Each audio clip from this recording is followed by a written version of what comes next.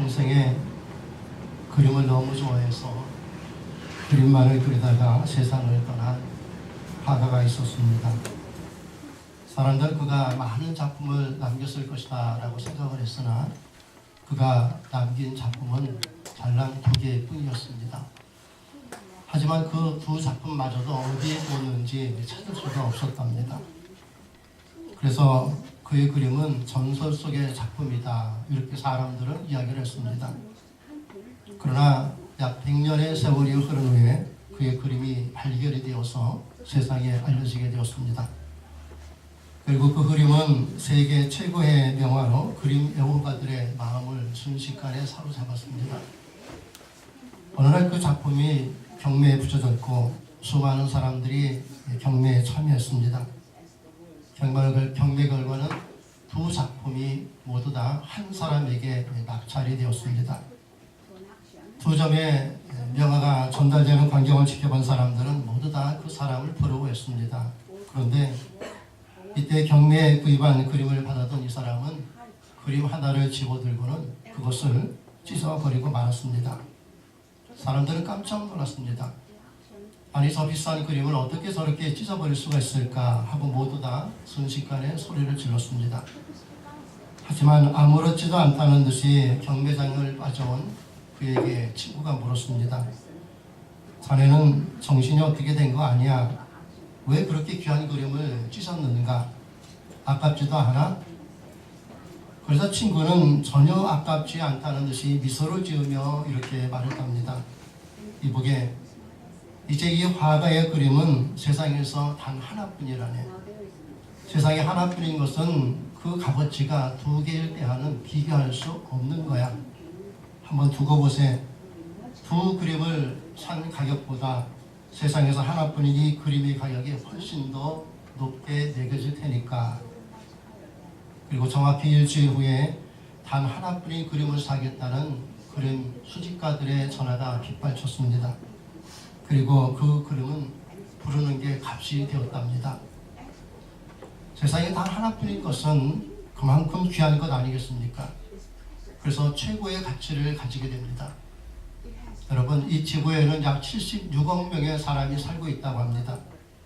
물론 이미 이 세상을 떠난 사람들도 헤아릴 수 없이 많습니다. 그런데 참 신기한 것은 모두가 다 다르다는 것입니다. 비슷한 사람은 있어도 똑같은 사람은 없다는 겁니다. 그래서 쌍둥이도 서로 다르다고 하지 않습니까? 아무리 많은 사람이 있어도 나는 단 하나라는 겁니다. 하나님은 우리를 이 세상에서 단 하나뿐인 나로 만들어 주셨습니다. 그래요. 우리는 이 세상에서 단 하나뿐인 나입니다. 그래서 우리는 한 사람 한 사람이 매우 소중한 존재들입니다. 왜냐하면 이 세상에서 단 하나뿐인 나이기 때문입니다. 하나님이 나를 딱 하나로 만드셨기에 그래서 우리는 소중한 존재들입니다. 여러분, 우리는 소중한 사람들입니다. 네. 그래서 우린 자신을 소중히 여기며 살아야 합니다.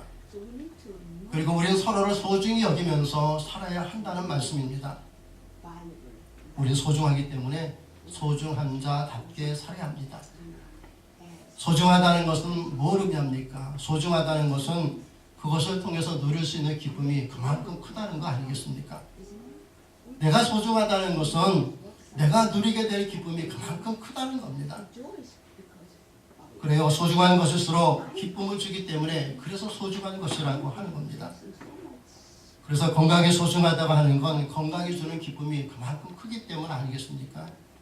가족이 소중하다고 하는 건 그만큼 가족이 주는 기쁨이 크기 때문입니다.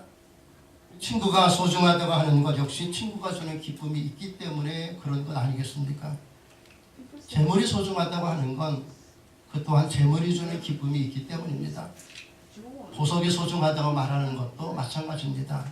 보석이 주는 기쁨이 있기 때문에 소중하다고 하지 않습니까? 이와 같이 무엇이든지 소중하다고 생각하는 것들은 그것을 통해서 누릴 수 있는 기쁨이 그만큼 상대적으로 크다는 것입니다. 그래서 소중한 것일수록 관리를 잘 해야 하는 건 당연하지 않습니까? 그렇다면 관리한다는 것은 어떻게 하는 것입니까? 어느 권사님이 제게 이런 말씀을 했습니다. 목사님, 나이 들수록 영양제를 먹어야 한다고 해서 오래전에 사다 뒀던 영양제를 찾아서 먹었습니다. 한 두세 번 먹고 나서 궁금해서 남편에게 물어봤습니다. 이거 유효기간이 언제냐 물어봤답니다. 그랬더니 이미 2년이 지난 것이라고 하더랍니다. 소중하다고 생각해서 사다가 두었지만 소중히 보관만 하면 무슨 소용이 있습니까? 제때 먹지 않으면 소용이 없습니다. 아무리 소중한 것도 제때 사용하지 않으면 소용이 없다는 겁니다. 소중하다고 그냥 보관만 하고 쓰지 않으면 소중한 것이 주는 기쁨을 누리지 못하고 오히려 손해를 보게 되지 않습니까?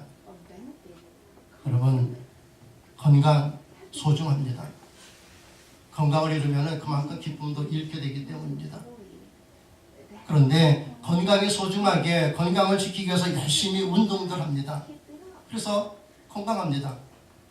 그런데 건강만 지키려고 하지 건강한 몸으로 할 수 있는 것을 도무지 하지 않는다면 건강이 주는 기쁨을 누릴 수가 있겠습니까? 몸은 건강한데 그 건강한 몸으로 아무것도 하지 않는다면 건강이 주는 기쁨을 미안하지만 누릴 수 없습니다. 건강하면 건강한 몸으로 해야 할 일을 할 때에 그 건강한 몸으로 누릴 수 있는 기쁨을 누리게 되는 것 아닙니까? 또 여러분, 재물 물론 소중합니다. 재물이 주는 기쁨이 있기 때문입니다. 하지만 재물이 소중하다고 모으기만 하고 쓸 줄을 모른다면 무슨 소용이 있습니까? 그러다 보니 이런 이야기가 있지 않습니까? 재물이 소중하다고 잘 어디다 보관해 둔다고 보관해 두었는데 생각이 안 날 때가 있어요. 너무도 소중히 여긴 나머지 소중하기 때문에 잘 보관해 둔다고 보관해 두었는데 어디다 두었는지 도무지 생각이 안 날 때가 있지 않습니까? 소중히 여긴다는 건 소중하기 때문에 그냥 잘 보관해서 두는 게 아니라 소중하기 때문에 그만큼 필요한 것에 소중하게 잘 써야 한다는 겁니다. 우리가 잘 알다시피 마태복음 25장에 보면 달란트 비유가 있습니다. 어느 날 주인이 종들에게 5달란트, 2달란트, 1달란트를 주고 타국으로 갔습니다. 그리고 후에 주인이 돌아와서 종들에게 맡긴 달란트를 결산을 합니다. 근데 그 결과는 달랐습니다. 종들은 주인이 맡겨준 이 금 달란트가 얼마나 소중한 것인지를 누구보다도 잘 알고 있었습니다. 그런데 똑같이 달란트를 소중히 여기는 마음은 같았는데 결과는 달랐다는 겁니다. 왜 그랬을까요? 달란트를 소중히 여기면서 소중하게 사용한 사람들은 갑절로 나면서 가지고 왔습니다. 그러나 달란트를 소중하게 여긴 마음은 똑같지만은 달란트를 소중히 여겨서 땅에다가 잘 보관해 두었다가 그냥 가지고 온 사람도 있지 않습니까?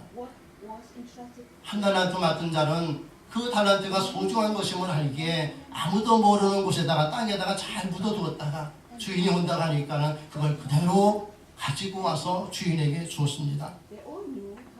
주인이 맡겨준 달란트가 소중한 것임을 종들은 다 잘 알고 있었습니다. 그런데 결과는 이렇게 달랐습니다. 맡겨준 달란트를 소중하게 보관한 자와 맡겨준 달란트를 소중하게 사용한 자의 차이였습니다.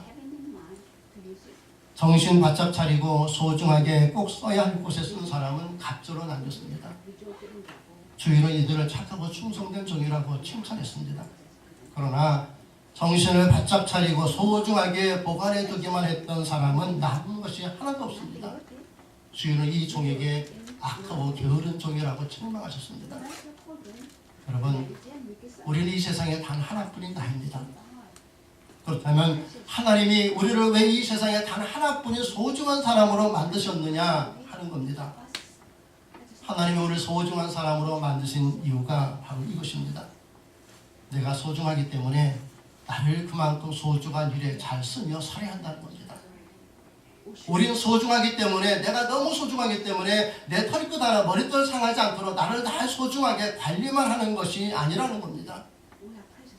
우리는 소중하기 때문에 소중한 일에 잘 쓰임 받아야 합니다. 내가 소중하기 때문에 나를 소중한 곳에 잘 쓰면서 살아야 한다는 겁니다. 내가 소중하기 때문에 나를 그냥 소중히 잘 다뤄야 한다는 거 그거 아닙니다. 내가 소중하기 때문에 내가 소중한 일에 최선을 다하며 살아야 한다는 겁니다. 설령 소중한 일을 하다가 내가 가진 것들을 잃어버린다 해도 포기하지 않고 내가 소중한 만큼 나를 소중한 일에 쓰기를 힘쓰라는 겁니다. 왜 그렇습니까? 우리는 소중하니까요. 우리는 소중한 일에 쓰임받도록 택함받은 하나님의 자녀들입니다. 우리가 이렇게 소중한 일에 최선을 다할 때 주님이 우리로 하여금 더욱 소중한 일을 행할 수 있도록 우리를 이끌어주지 않습니까? 그렇다면 우리가 소중한 사람으로서 우리가 해야 할 일, 소중한 일이, 우리가 소중한 사람으로서 우리가 해야 할 소중한 일이 무엇이냐 하는 겁니다. 우리가 소중한 사람으로서 내가 소중한 곳에 쓰임받아야 하는데 내가 쓰임받아야 할 소중한 일과 소중한 것이 어디냐 하는 겁니다. 오늘 본문이 이것을 우리에게 말씀해 주고 있습니다. 이 세상에서 단 하나뿐인 자로서 우리 한 사람 한 사람이 해야 할 소중한 일이 무엇인지를 가르쳐 주고 있습니다. 여러분, 바울이 복음을 전하면서 제일 먼저 가고 싶어 했던 곳이 있습니다. 그곳이 바로 로마였습니다. 당시 로마가 지배하고 있는 지역을 통틀어서 아시아라고 불렀습니다. 요즘 말하는 아시아가 아니라 로마가 지배하는 그 지역을 아시아라고 불렀습니다. 그래서 바울은 아시아로 가서 복음을 전하려고 했습니다. 그런데 성령이 바울이 아시아로 가지 못하도록 자꾸 막습니다. 그리고 어느 날 밤에 바울은 밤에 환상을 보게 되는데 마게도냐 사람 하나가 서가지고 바울한테 손짓을 합니다. 막 손짓을 하면서 이리로 오세요. 우리를 도와주세요. 그럽니다. 그래서 바울은 하나님이 이 사람들에게 가서 복음을 전하라고 하시는구나 라고 하면서 마게도냐로 갑니다. 그래서 바울과 그의 일행은 즉시 배를 타고 빌립보 근처에 있는 네아폴리라는 곳에 갑니다. 그리고 드디어 빌립보에 도착합니다. 빌립보에는 빌립보 성으로 들어가는 입구에 이렇게 큰 아치가 있습니다. 근데 그 아치에 이런 글이 쓰여 있습니다. 빌립보 도시에서 허락하지 않은 종교는 출입을 금한다 라는 글귀가 쓰여져 있습니다. 당시 기독교는 빌립보에서 허락한 종교가 아니었습니다. 그러니 당연히 빌립보 성 안에서는 기독교인들이 모여서 할 수 있는 것이 그만한 장소가 아무도 없었습니다. 그러니 빌립보에는 유대인 회당이 있을 수가 없었겠죠. 근데 당시에 유대인들이 사는 곳에 회당이 없을 경우에는 유대인들이 모이는 장소가 있었습니다. 그곳이 어디냐면 바로 강가에서 모였습니다. 그래서 바울 일행은 강가에 기도처가 있지는 않을까 하여서 빌립보 성 밖에 있는 강가에 갑니다. 그리고 빌립보 성에서 1마일 떨어진 곳에서 기도하기 위해서 강가에 모여있는 여인들을 만나게 됩니다. 그리고 바울은 마침내 그곳에 모인 여인들에게 복음을 전합니다. 유럽에서 바울이 최초로 복음을 전한 대상은 여성 소그룹이었습니다. 그래서 하나님께서 이 여인들 가운데 루디아라는 여인의 마음을 열어주셨습니다. 그래서 루디아는 복음을 전하는 바울을 어떻게 해서든지 돕고 싶은 마음이 그 속에서 우러나게 되었습니다. 여러분, 루디아는 남편과 사별하고 혼자 사는 여인입니다. 하지만 그녀는 하인을 거느리고 살 정도로 성공한 여인입니다. 그러니 당시 빌립보 여인들의 모든 여인들의 선망의 대상이 아니었겠습니까? 하지만 루디아는 자기가 누리고 있는 것들보다 더 소중한 것이 무엇임을 비로소 깨닫게 되었습니다. 그건 바로 예수 그리스도를 믿는 것이었습니다. 그래서 바울과 그 일행을 자기 집으로 초대해서 온 가족과 하인들의 세례를 받고 그리고 그리스도인이 됩니다. 그리고 바울에게 그녀의 믿음을 고백합니다. 그 내용이 바로 오늘 우리가 읽은 본문의 내용입니다. 오늘 말씀 15절 여러분 주부했습니다. 다시 한번 읽어보시기 바랍니다.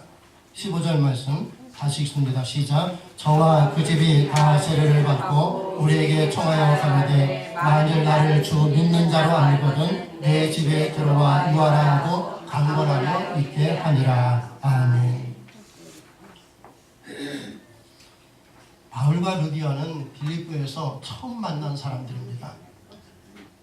여러분, 처음 만난 사람에게 내 집에 들어와서 지내라고 하는 루디아와 그런 루디아의 말대로 그녀의 집에 들어가서 지내는 바울. 여러분, 처음 만난 사람 치고는 좀 지나치다 하는 생각 들지 않습니까? 그것도 홀로 된 여인의 집에 독신인 바울과 그 일행이 들어가서 함께 지낸다는 것 결코 쉽지 않은 일입니다. 그런데 이 결코 쉽지 않은 일을 이 사람들은 쉽게 하고 있습니다. 그 이유가 무엇입니까? 무엇이 이들로 하여금 상황이나 환경이나 사람들의 시선이나 말들에 아랑곳하지 않고 이렇게 당당하게 할 수 있게 했느냐 하는 겁니다. 왜냐하면 루디아는 이 세상에서 가장 소중한 것이 무엇임을 깨달았기 때문입니다. 그래서 루디아는 가장 소중한 일에 자기가 가진 모든 것을 쓰기를 원했습니다.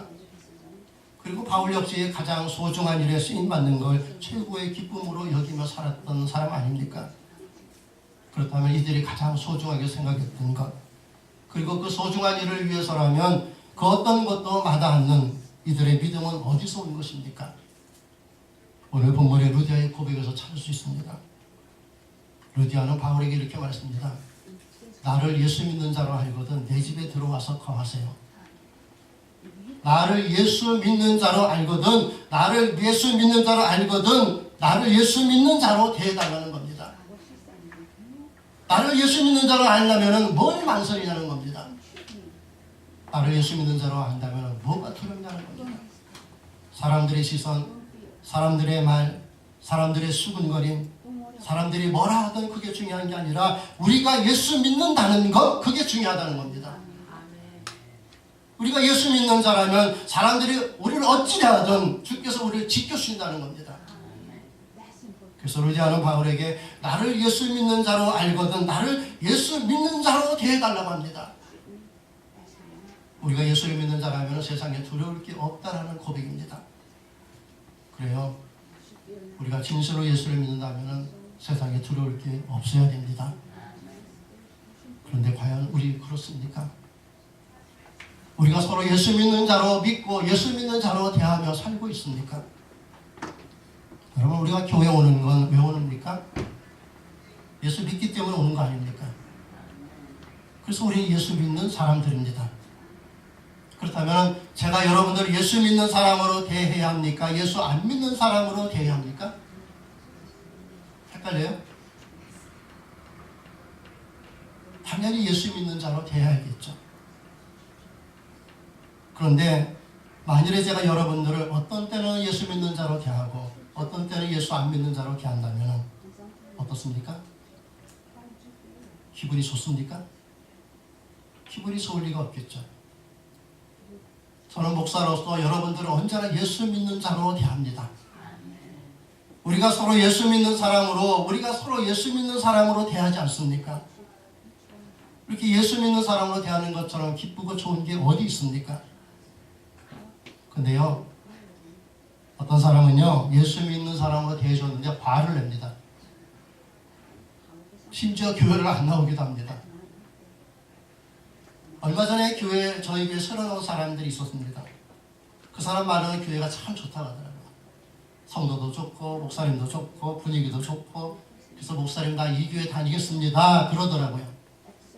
그래서 제가 몇 주 후에 세교 환영식을 하면서 앞으로 나오세요 라고 했더니 그 다음부터 보이지 않더라고요. 그 사람을 예수 믿는 사람으로 대해서 교인들에게 소개하고 예수 믿는 사람으로 함께 지내기를 원했는데 그 다음부터 교회 안 나와요. 어떤 이는요, 예수 믿는 사람으로 대하고 교회 일 이것 좀 합시다 라고 했더니 그 다음부터 안 나와요. 예수 믿는 사람으로 대하고 예배 잘 참석하세요 라고 권면했더니 목사님 제가 알아서 할게요 하더니 알아서 안 나와요. 예수 믿는 사람으로 대해주면 나를 예수 믿는 사람으로 인정해 주니까 기쁘다 즐겁다 나가고 더 예수 믿는 사람으로서 그렇게 살아야 하는데도 불구하고 예수 믿는 사람으로 인정해 주면 그 다음부터 볼 수가 없다는 겁니다. 우리 예수 믿는 사람으로 대해주면 교회 안 나오는 사람들이 있더란 겁니다. 여러분, 목사가 성도에게 교회에서 해야 할 일을 부탁하는 건 그 성도를 예수 믿는 사람으로 인정하고 믿기 때문에 그런 거 아닙니까? 예수 안 믿는 사람은 부탁할 이유가 없죠. 그럼에도 불구하고 예수 믿는 사람으로 인정하고 예수 믿는 사람으로서 대하면은 예수 믿는 자답게 신앙생활을 더 열심히 살아가는 사람이 있는가 하면 그렇지 못한 사람들이 갈수록 늘어나는 시대라는 겁니다. 참 답답한 일 아닙니까? 그러다 보니요, 잘 차려진 밥상에서는요 다들 숟가락을 얹어놓고 예수 믿는 사람이라고 합니다. 그러나 밥상을 차리고 수정을 들어야 하는 고된 자리에서는요, 예수 믿는 사람답게 일하는 사람이 과연 얼마나 있는지, 그 길이 크고 넓은 문에서는 예수 믿는 자로 되어주면 다들 좋아합니다. 그러나 길이 좁고 찾는 이가 좁은 좁은 문에서 예수 믿는 자로 되면 인상을 쓰는 자들이 너무도 많습니다. 우리 교회 말고요, 저기 가면 많다고요. 얼굴도 피세요. 여러분, 우린 그러지 맙시다. 우린 범사에 예수 믿는 자답게 삽시다.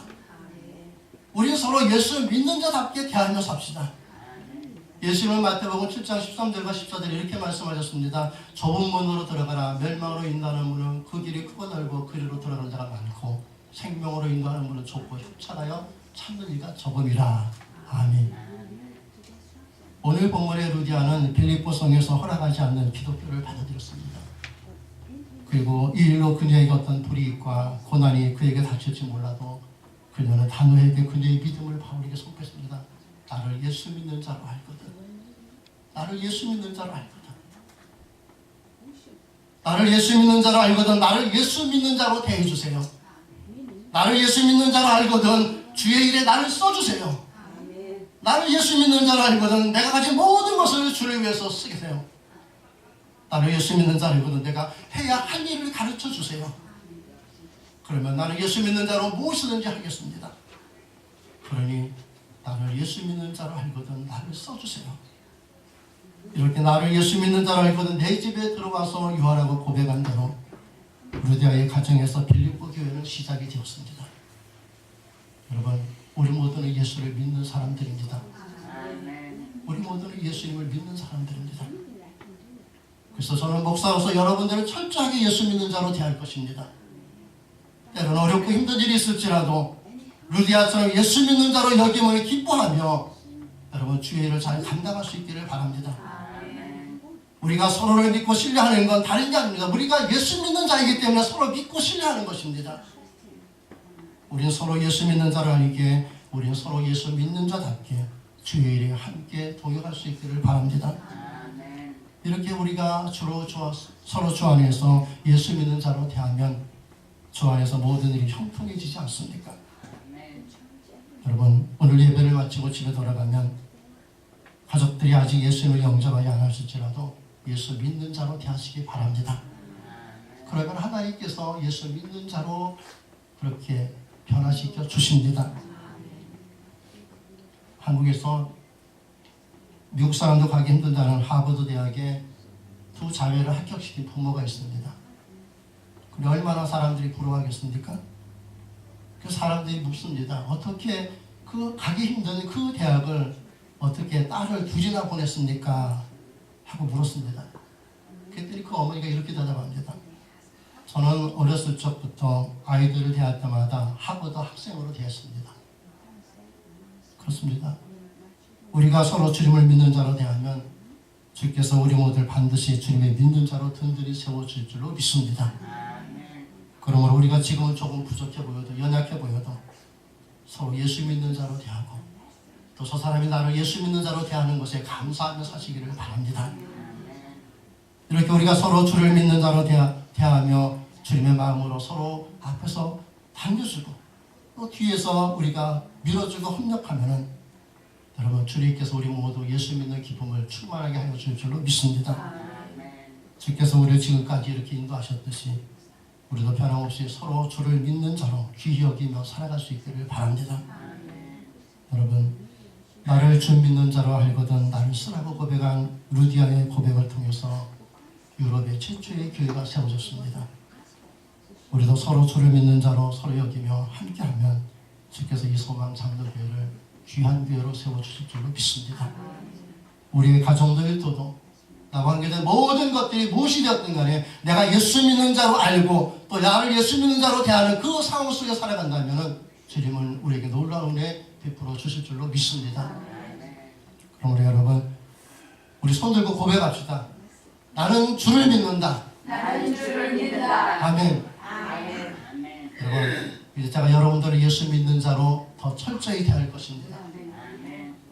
예수 믿는 자로 철저히 우리가 그렇게 서로 대하며 살아가고 좀 불편하도 힘들어도 내가 예수 믿는 자이기 때문에 그렇게 하는구나 라는 하는 그 믿음을 가지고 잘 이겨낼 수 있기를 주님의 이름으로 축원합니다. 아멘. 그래서 어렵고 힘든 일이 있을수록 나는 주를 믿는 자다라고 선포하십시오. 이 세상에서 단 하나뿐인 나, 가장 소중하기에 하나님은 나를 하나밖에 안 만들었습니다. 내가 덜 소중하다면 둘을 만들고 셋을 만들고 열을 만들었겠지만, 그러나 이 세상에 76억의 인구, 지금까지 살아왔던 수많은 사람들까지 합친다면 헤아릴 수 없이 많은 사람들이 있으면, 그러나 그 가운데 단 하나는 나밖에 없다는 겁니다. 그만큼 내가 소중하다는 겁니다. 그만큼 내가 때문에 하나님 나를 소중한 일에 쓰기를 원하십니다. 그래서 하나님이 우리로 하여금 예수 믿게 하셨습니다. 이제 우리 서로 예수 믿는 자답게 대하며 사시기를 바랍니다. 그리고 예수 믿는 자로 인정받음을 기뻐하시기 바랍니다. 우리가 이렇게 살아갈 때 주님께서 우리에게 큰 은혜 베풀어 줄 줄로 믿습니다. 이것이 우리를 향한 하나님의 뜻입니다. 여러분, 우리는 누구? 우리는 누구? 예수 믿는 자. 예수 믿는 자답게 대합시다. 그리고 예수 믿는 자답게 대해줌을 기뻐하시기 바랍니다. 우리가 이렇게 사는 것이 우리를 향한 주님의 뜻입니다. 이렇게 살아서 승리의 삶을 이루시기를 주님의 이름으로 축원합니다.